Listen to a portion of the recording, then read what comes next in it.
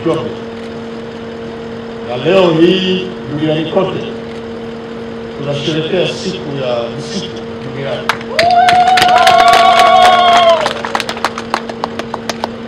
Kila nchi inasherehekea kwa namna yake. Sisi Tanzania siku ya leo tunaisherehekea hapa mkoani Njombe kitaifa. Na tunapokwenda kukutana na wananchi, tumeamua kutembelea hapa TANROADS kuona shughuli zinazofanywa na kampuni hii ambayo inashughulika na miti yetu. Tumeona moja ya faida ya misitu tulionayo. Kuna misitu ya kupanda, kuna misitu ya asili. Hapa tumekuja kwenye misitu ya kupanda. Serikali yetu imekaribisha wawekezaji wa ndani na nje ya nchi kuja kuwekeza ndani ya nchi. Na hapa tuna bahati ya kampuni ya TANROADS ndio mwekezaji wetu mkubwa hapa. Yeye ndio anavuna mashamba yetu na misitu yetu kwa utaratibu kabisa na kuleta kwenye kiwanda. Tungetamani sana wananchi wangekuja hapa kuona faida ya miti hii tunayoiona. Na mimi nadhani Mheshimiwa Mkuu wa Mkoa akae na kiwanda, akaribishe makundi kadhaa yaje kupita hapa waone faida ya miti tulionayo, faida ya misitu tulionayo. Kipindi kifupi nilichoingia kwenye kiwanda hiki, nimegundua kampuni hii kwa uwekezaji wake unashughulika na miti, kumbe ina faida nyingi. Na hapa kuna mambo matano yanapatikana kupitia miti yetu. Ya kwanza, tumeona kuanzia kule utengenezaji wa hayo makaratasi yanayokwenda kutengeneza mbao na inatumika kwa ajili ya milango na shughuli nyingine. Lakini tumeenda huko ndani, tumekuta kuna eneo linazalisha huo unga kwa ajili ya dawa, lakini pia kingine kama mbolea ambayo tunataka kutumika kwenye mashamba yetu makubwa. Kuna uzalishaji wa umeme ambao tunauona hapa. Kampuni hii inazalisha megawati 2, na kwa makubaliano ya wawekezaji ndani ya nchi, umeme unaozalishwa lazima mwingine uingie kwenye shughuli za taifa ili wananchi waweze kutumia. Na hawa TANROADS wanatuuzia kwenye shirika la TANESCO megawati 1.2 zinachangia kwenye shughuli, jambo zuri sana. Lakini pia kampuni hii inazalisha na nguzo za umeme ambazo zinatumika kusambazia nyaya kutoka eneo moja mpaka eneo lingine. Lakini faida kubwa ambayo hapa naiona ni uwepo wenu watumishi wa kiwanda hiki. Na kwa taarifa za Mkuu wa Mkoa, taarifa pia za Waziri wa Viwanda, taarifa ya kampuni yenyewe, tuna waajiriwa hapa zaidi ya 1,600. Ndio, lakini pia wako wengine katika. Hili ni jambo la kujivunia. Na mimi nataka niwaambie Watanzania wenzangu, tunaajirika Watanzania. Na ndio kwa sababu tulipokuwa tunaingia makubaliano na kampuni za uwekezaji, tuliwaambia hapa tunahitaji wataalamu wenye taaluma ambayo sisi hatunayo. Lakini pia kwa kuwa hii ni kampuni binafsi anakuwa hata mhasibu na meneja au yeye mwenyewe, hiyo tunashika nayo. Kwa tunahitaji watu wachache sana, zaidi ya 90 wale wa Tanzania. Na hapa nikiangalia wote nyie ni wabena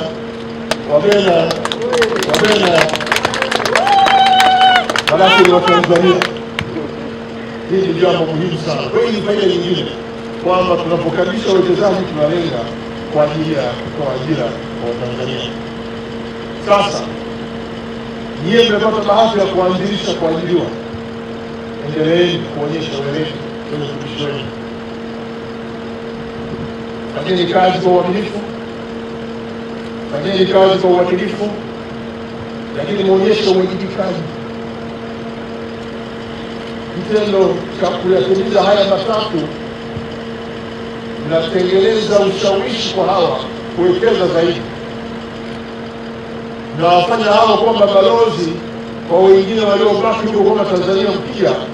Kwanza tunapata uwekezaji na mazingira ya uwekezaji mazuri, lakini mbili, kuna haja ya kuleta wafanyakazi kutoka huko, sababu wafanyakazi wote wanapatikana ndani ya nchi. Lakini tatu, huyu kwa kuwajirie na kwa walinzi namba moja. Hatutarajii kama kuna mtu atakuwa anaipa mfuko wa dawa hapa. Hatutarajii miongoni mwenu mtu aondoke na nguzo hapa. Hatutarajii uondoke na frame zilizotengenezwa hapa za milango ukatamani ukatengeneze mlango wako. Na sijapata taarifa hiyo, nilikuwa namuuliza huyu mzee kama je, utapata tatizo la wizi. Ameniambia hapa na watu wengi masala nipigie makofi. Na tuwakilisha vizuri, na iheshimisha serikali yenu, na ifanya nchi hii kuwa nchi kimbiliwa. Na kwa hiyo endeleeni kufanya kazi.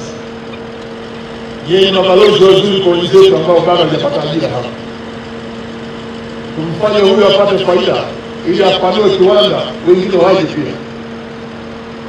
Na bado kuna shughuli nyingi sana zipo, ninaona kutengeneza vijiko, kuna chombo kinashika tu Bugongo na kutupa huko. Hiyo ni kazi ambayo sisi tunafanya. Kwa leo tunaposherehekea siku ya misitu duniani, tunasherehekea faida ya misitu ambayo tutaeleza zaidi kule kwa wananchi kwenye mkutano hapa. Kuna maonyesho huko, kuna kila kitu. Hapo Mheshimiwa Bilichana yeye waziri wa maliasili, mtana uulize wewe kwenda wapi? Kumbe kwa Njombe. Na sherehe kaonyesha nyumbani Njombe. Njombe tulikuwa tuliona simba. Hapo umetuletea simba. Unamtaka kutuua. Lakini pia sherehe hii ina manufaa. Mheshimiwa Waziri ameandaa utaratibu wa kuleta wanyama. Maana yake ni nini? Ni kuja kuwaonyesha Watanzania faida za kuwa na misitu. Faida ya misitu hatuishii tu uzalishaji ulioko hapa, ziko faida nyingine nyingi. Huko naona Iluguru hii, huko nilikotoka hakuna mvua, hakuna wingu, sababu hakuna miti. Hiyo ni moja kati ya faida muhimu ambayo tunaweza kujieleza pale. Na nilionyesha nikaridhika kuona kazi zinazoendelea hapa. Niliwahi kufanya ziara Mufindi, nikatembelea kwenye viwanda vinavyochakata miti, nikakuta makampuni pale yanapokwenda kufanya kazi hizi, baadaye wanapofika kwenye makaratasi yale wanapeleka kwao China kwenda kumalizia, badala ya kuleta mitambo hapa tuliwafungia. Tunataka hatua ya mwisho kabisa kutengeneza mlango karatasi ifanyike hapa.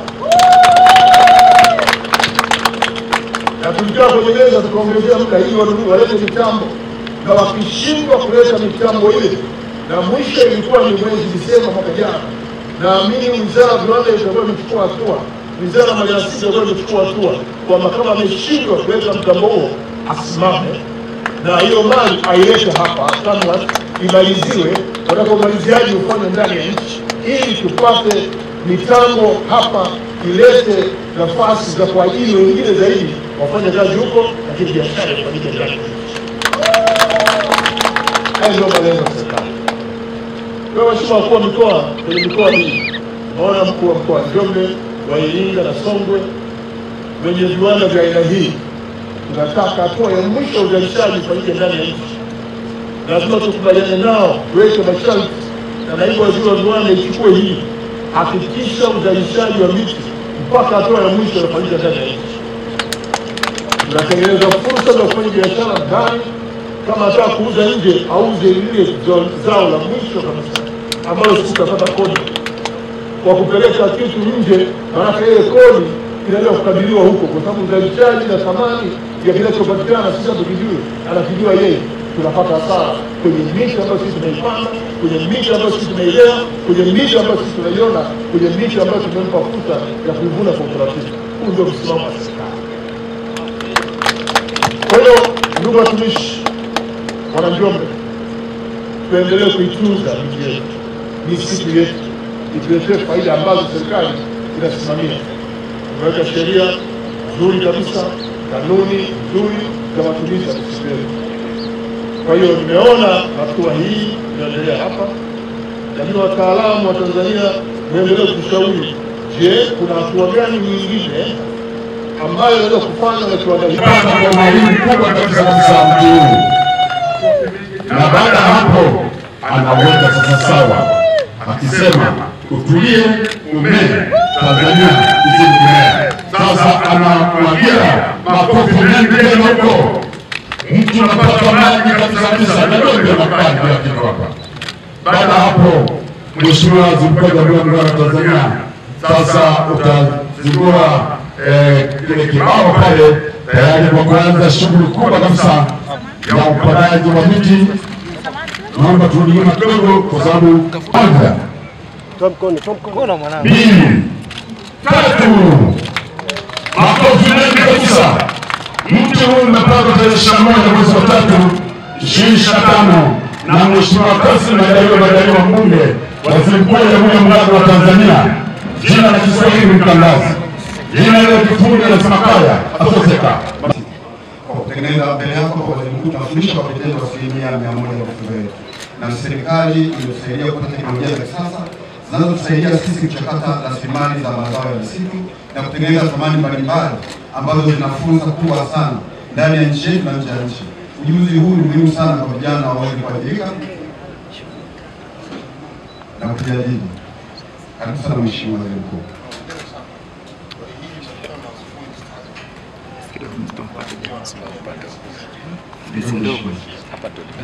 Kazi ya mikono ya kujifunzia wanafunzi na tunauza kutekeleza baada ya ficha kwenye taasisi mbalimbali za serikali na nishukuru manispaa ya Moshi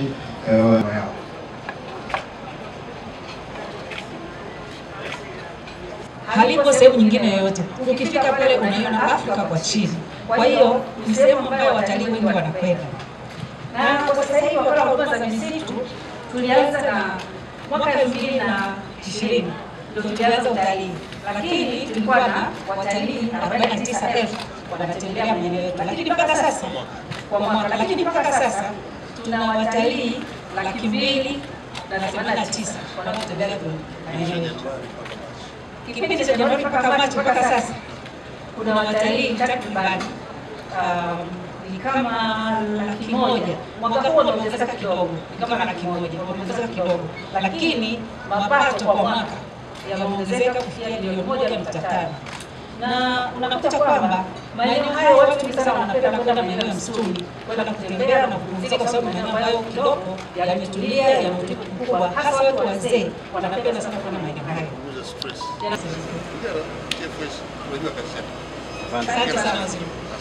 Chopo Mafinga Iringa, na ni chuo kimesajiliwa na Mamlaka ya Mafunzo kwa ajili ya kutoa mafunzo ya VETA kwa vijana waliomaliza darasa la 7 na kidato cha 4, na mbele yako ni wanafunzi ambao wanafundishwa namna bora ya uvunaji wa teknolojia. Kama tunavyoona kushoto kwetu ni mtambo wa kisasa ambao unafanya kazi ya kuvuna kwa tija na kuongeza thamani ya mazao ya misitu. Kama tunavyoona pale ni mtambo wa kisasa ambao una uwezo wa kutoa magogo makubwa bondeni, unapakia kwenye trela, ukasafirisha mpaka kiwanda cha kuchakata, ambacho mfano wa kiwanda cha kuchakata ni hiki, na ni kiwanda cha kisasa ambacho kinaweza kuhamishika kiurahisi kutoka sehemu moja kwenda sehemu nyingine, na pia inatija katika uzalishaji ambapo tunaita kitaalamu recovery rate ina wastani wa 60% kulinganisha na mashine za kawaida za teknolojia ya zamani ambayo recovery rate ni ya 30%, na ni mashine ya kisasa inayotumia msumeno mwembamba kwa ajili ya kuongeza tija ya mbao. Inaweza kutoa mbao nzuri katika muonekano huu na mabaki yake ni machache sana, maana yake kwamba tunaongeza thamani ile zao za mbao na kupunguza upotevu wa mabaki. Kama unavyoweza kuona vijana wetu hawa ni vijana wa VETA. Operator ni dada ambaye yuko ngazi ya 2 VETA na kule ni ngazi ya 3. Kwa hiyo tunawafundisha haya masuala kwa ajili ya kuhakikisha kwamba uendelevu wa rasilimali za misitu kwa kizazi cha sasa na kizazi cha kijacho. Asante sana.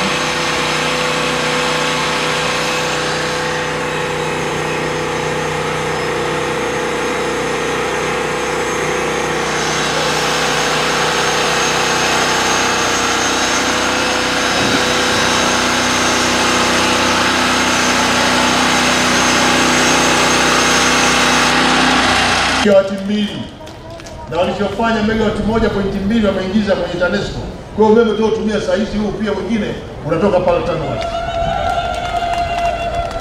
Lakini pia tunapata pia mbao za kutengenezea madirisha. Wale wanachonga vizuri, unapata karatasi fulani hivi, wanaziunganisha 4, 5, 6, inatengeneza layer nzuri ngumu, unatengeneza mlango. Huo ndio ubao, tena ubao mpana. Sisi tunapata shida sana kupata ubao wa 12 hapa, 1, 2 kwa 12, lakini pale tunapata ubao wa 1 mpaka 12 kutokana na kazi inayofanya pale kiwandani. Nimezunguka, nimekuta pia miti hii kumbe ni dawa, pamoja na uchakataji wanaofanya, lakini mwishoni wanapata yale mavumbi, wanayachuja, wanapata dawa. Hiyo dawa pamoja na mbolea inaweza kutumika kwenye misitu, tena ikakuza misitu. Nilichofurahi zaidi, yule mwekezaji ameajiri wana Njombe 1600 kutoka mashambani mpaka kiwandani, na mimi nimezungumza nao vile mlioyapanda hapa Njombe. Katika maeneo mengi misitu inakabiliwa na changamoto mbalimbali kama vile kuvamiwa, kuchomwa moto na kufanya shughuli mbalimbali za binadamu kama vile kilimo, ufugaji, lakini wengine wanafanya makazi humo na shughuli haramu kama vile kuchoma mkaa, na wengine wanachimba madini huko bila vibali. Hizi ni shughuli ambazo sio rasmi na zinaharibu misitu yetu, na kwa mujibu wa takwimu zilizopo takriban hekta 469,400 za misitu zinapotea kila mwaka. Nataka niwaambie Watanzania, tukiendelea na hali hii ya kupoteza hekta 469,400 kila mwaka, tunakokwenda sio kuzuri. Tunakokwenda sio kuzuri. Tutakosa maji hapa, tutakosa maisha. Tutakosa maji hapa, tutakosa fursa zilizopo kwenye miti. Kwa hiyo nitumie nafasi hii kuelekeza taasisi zote ambazo zimepewa dhamana ya kutunza misitu ziimarishe mipango ya kuhimili, kulinda na kuhifadhi na kutunza misitu yetu.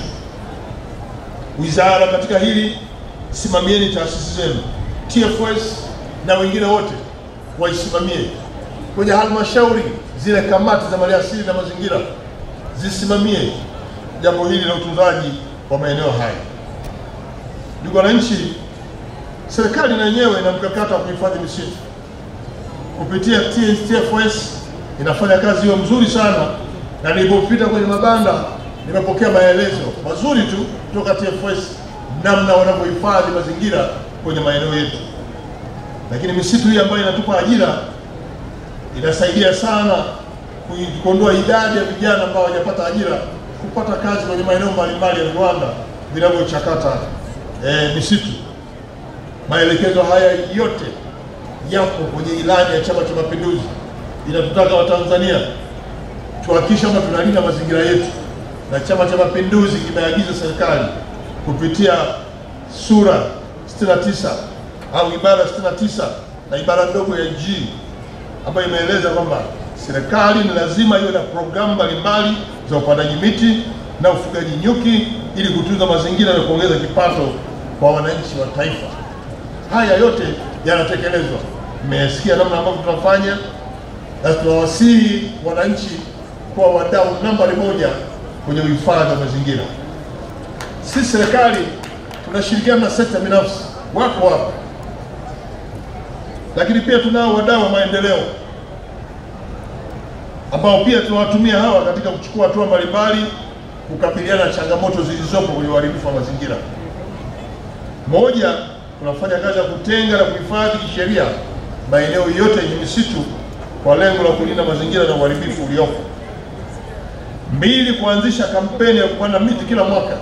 Tuliagiza kila halmashauri kila mwaka ipande miti milioni 1.5. Zoezi hili ni endelevu, kila halmashauri ihakikishe miti inapandwa kila eneo.